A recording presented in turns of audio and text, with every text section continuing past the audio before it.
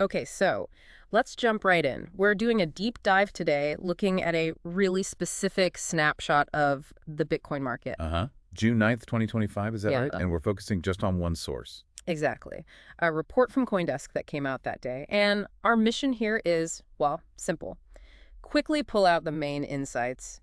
What did they say was driving Bitcoin then, and maybe what it signals? Got it. And this particular day, June 9th, it sounds like CoinDesk found some, let's say, less conventional factors at play. Right, that's what jumped out. The report noted Bitcoin's price was actually up a bit. Okay. And one reason they pointed to, and this is the surprising part, was apparently tensions easing between Donald Trump and Elon Musk. Really?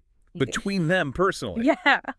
The report suggested this sort of personal detente helped smooth out some market jitters, maybe boosted sentiment a little. Wow. That's definitely not in your standard finance textbook. Not at all. And I guess what CoinDesk might be implying there is just how much weight these, very public figures carry. Especially in crypto, where sentiment is such a big deal. Hmm. It kind of makes you wonder how much these public interactions, even if they seem personal, can ripple out when the people involved have, like, massive audiences. Yeah, a fair point. But Coindesk wasn't saying it all came down to Musk and Trump, were they? There was more traditional stuff, too. Oh, absolutely not. No, they balanced it. Alongside that, more unique observation, the report definitely highlighted the usual suspects, too. Like what? Well, market watchers were apparently waiting on upcoming U.S. inflation figures. That was a big one. Okay, standard macro watch. Exactly.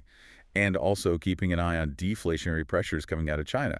So, those broader economic forces were very much part of the picture they painted. So you've got this weird mix then. On one hand, maybe some calm from a personal truce between big names. But on the other hand, you've got these major economic data points coming up, which could easily spook the market. How did CoinDesk frame Bitcoin's actual performance in light of all that? Well, that's where the idea of resilience comes in, according to the report. Ah, okay. Yeah, they highlighted that Bitcoin actually managed to climb a bit despite this, potentially confusing backdrop. You had the personal stuff, the looming inflation news, the China deflation angle. Right, a lot going on. Exactly. And CoinDesk seemed to interpret this resilience as, well, continued investor confidence in Bitcoin itself. So underlying belief holding strong, even with all the noise.